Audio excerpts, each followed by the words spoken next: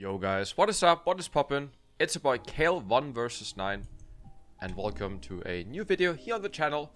Today is something a bit different than usual. Maybe some of you guys will remember last year in April, I believe, there was a similar video.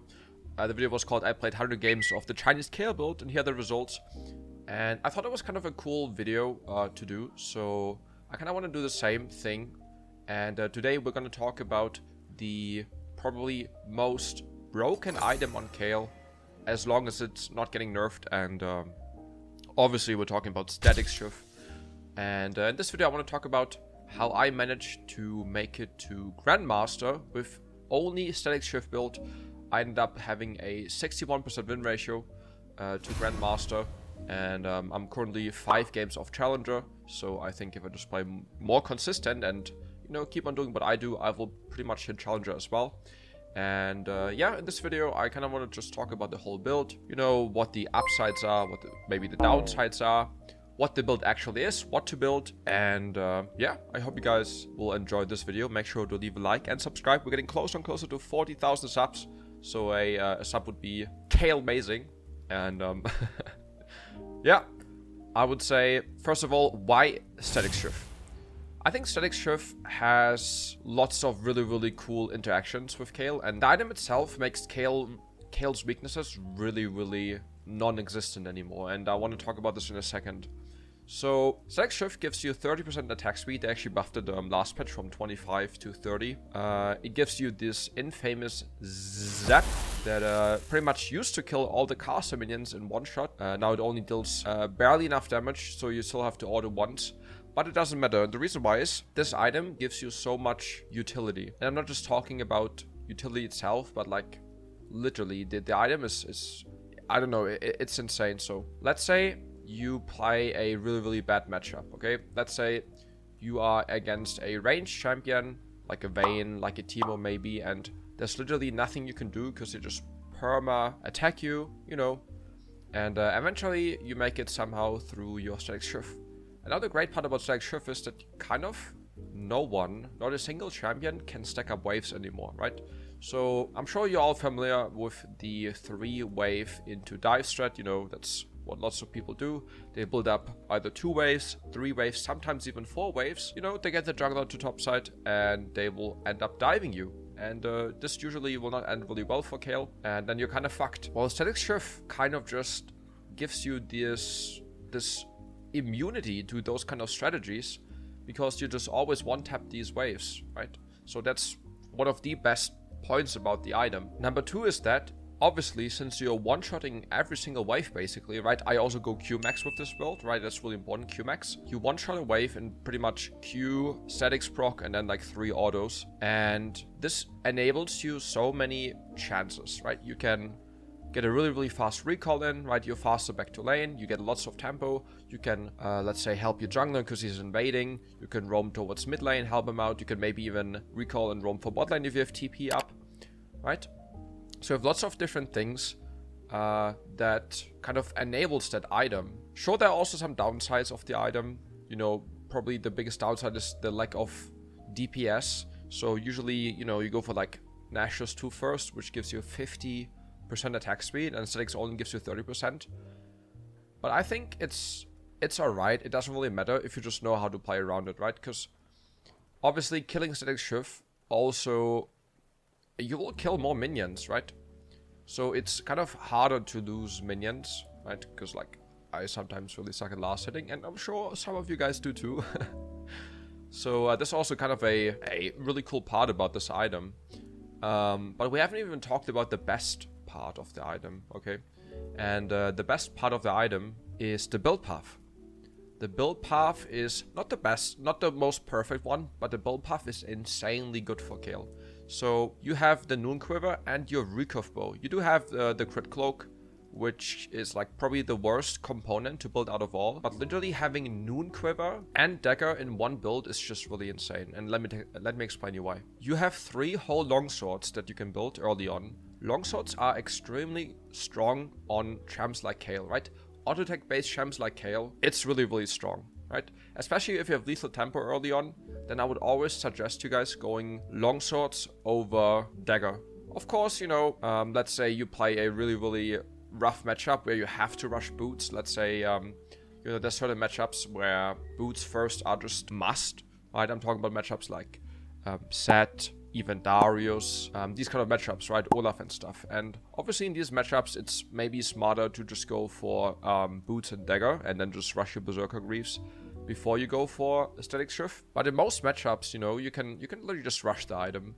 I've done the same into like Renekton. What I've actually done is I rush Noonquiver, and then I just go for attack speed boots, and then I finish off Statikk Shiv. And I found quite a lot of success with the item and like this kind of build, so that's definitely something you can do. I haven't really tried much recurve bow into Noonquiver, simply because I think Noonquiver is just a way better item. So if you actually have, let's say you recall with 700 gold, I would always go double longsword, unless you have like PTA or fleet. Then we could argue that going for recurve bow is better because you lack the attack speed that you don't have from lethal tempo, right? So that's also what you have to keep in mind. But yeah, the crit cloak obviously as last, and once you finish the item, you kind of want to use the proc on the enemy champ, right? Because it deals extra damage. But you can also just hit the minions and poke through the minions with the zap and hit the champions. But the whole point of this item is not to like have the biggest one item power spike and just start 1v1ing every single person.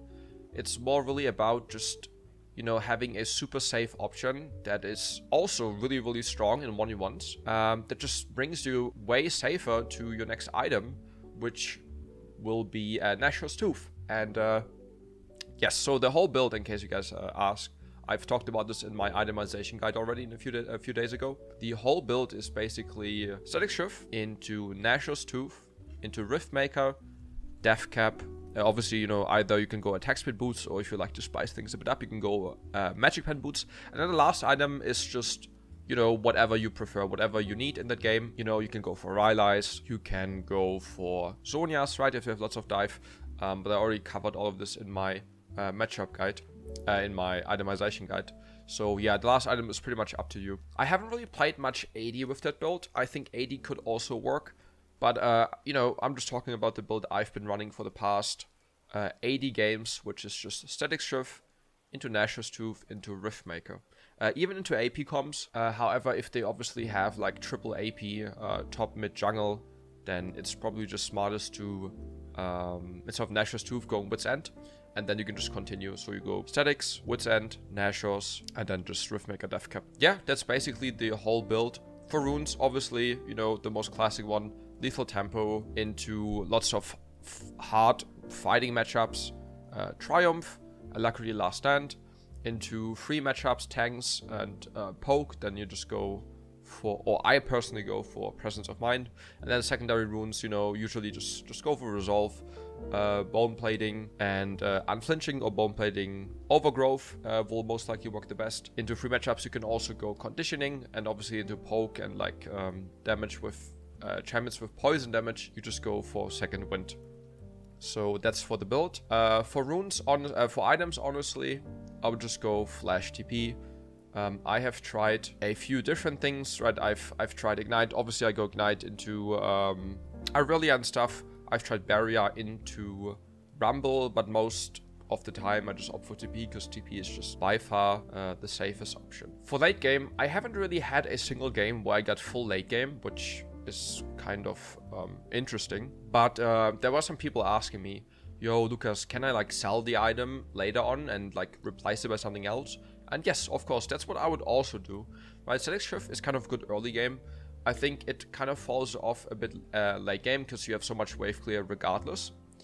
So you can actually end up, once you're full build, right, you're full build, and it's like 45 minutes and you have like 2,000 gold and you're like, what do I sell? What can I do? Maybe more damage. Then obviously you can sell Statikk Shiv and just buy a different AP item, right? Then you can maybe buy a Lich Bane or like whatever you need, like a Void Staff, Rylai's, Zhonya's, whatever you don't have. So that's definitely something you can do, and I would also recommend to do. But until your full item build, I think it's just not worth selling any of your items. Okay, so now we get to the playstyle, how you want to play, and how I managed to make it to Grandmaster, playing with that build and playing Kayle top in general. So I want to keep it really simple so you guys can understand. But basically, you know, you just get to the point where you have Statikk Shiv, and then all you have to do, if it's a matchup that you can actually beat and you're not behind, I would always just shove the wave, right? Because you have so much wave clear, and especially into champs with less wave clear, you can create so much tempo. So I would make sure I put some wards down in the river, and then I would just hard shove and try to get as many platings as possible before minute 14. And that's basically all you do. You just perma shove the wave, every single wave. Make sure you keep an eye on the minimap so you can see what the jungler is, right? Jungle tracking, really, really important. And you just perma shove, get the first tower, and then you work on the next tower. You know, you go recall, either go for the bot lane tower if it's still there, or you just try to go for tier 2. But it's basically the whole thing you do. You kind of just want to sit perma side lane with the build, because you can create so much pressure.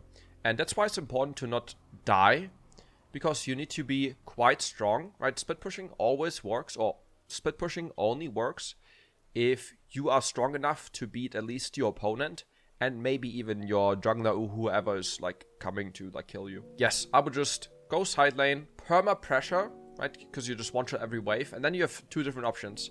Let's say you don't know where the enemies are, right? And you can't push any further, then you can just either take jungle camps, you can recall, go to a different lane, look where the next mini wave is to take.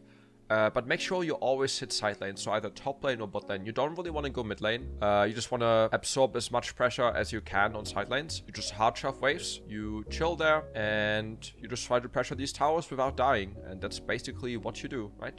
And the good thing is, even if you are bot lane with your opponent and there's a like fight breaking out the mid lane, you just one-shot the wave and you will be there faster all the time. And I think that's also the great part about the build, because at the end of the day, what's most important in League of Legends is tempo. So getting first where the fights are will just guarantee you wins. And that's how I've basically made it to Grandmaster. I didn't really do any fancy stuff, you know. I just played safe, got to my Statikk Shiv, and then just started hard pressuring. I'm pretty sure the item will get nerfed at some point again, because I feel like it's super, super strong. But yeah, until that, guys, I hope you guys enjoyed the video, and I hope you guys will get some elo with the build as well. I've been having lots of success. If you have any questions, then please let me know in the comment section down below. Also consider subscribing and leaving a like, that would really help me out with the algorithm. And yeah, that's it. I'll see you guys in the next one. Peace out and good luck in your solo queue games.